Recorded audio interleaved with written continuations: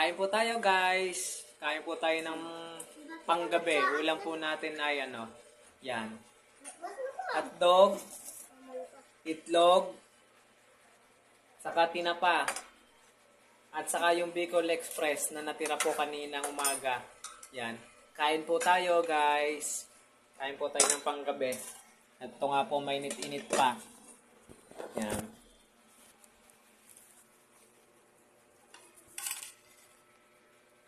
Yan, ang sarap niyan guys. So, itlog, tinapa, at saka Bicol Express. Yan, yan po ang ating ulam, saka yung hotdog.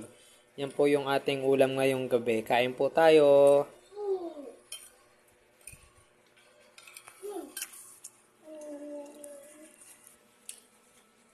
Sarap.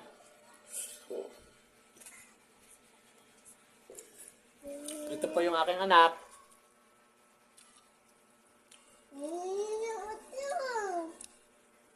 Yan po yung aking anak. Nakain din po. Patapos na nga po siya kumain. Sarap. Mainit.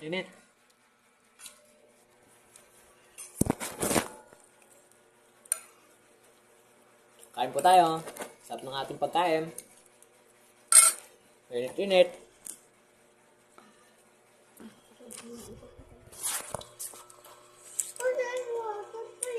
Tapos sinamahan po natin ng kape. Yeah. Kain po tayo. May kape pa tayong iniinom. Sarap.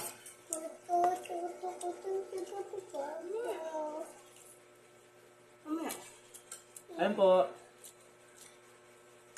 Ito po ang ating ulam. Ito po yung aking anak. Tumabi na po sa akin. Ayan. Ayaw niya po ng Bicol Express kasi maanghang. Ayaw niya din po ng itlog. Gusto niya lang yung hotdog. Ayaw din po niya ng tinapa. Ayaw mo? Hindi po ako kumain ba? Yun eh. Ako na mahiya.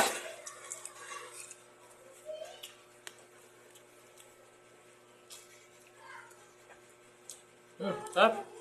Kain po, kain. Kayo pong mga hindi pa nakain ng gabihan, kain na po kayo. Baka po gutom na po kayo.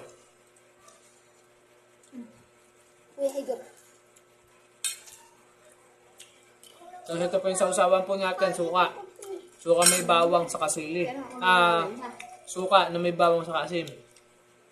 Para po yan dito sa ating tinapa. Yan. Kukuha na po tayo.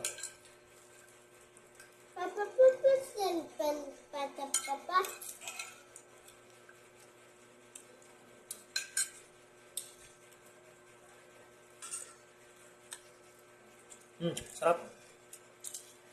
Sarap po.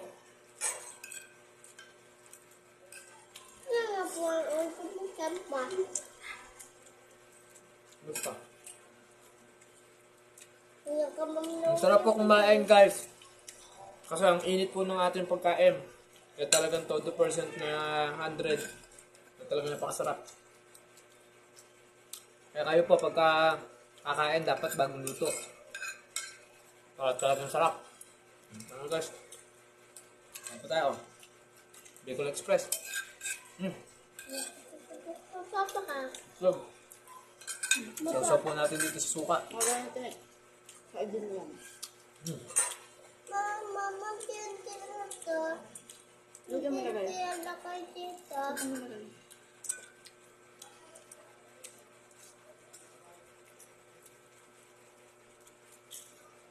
Ngayon po guys, hanggang dyan na po ngayon.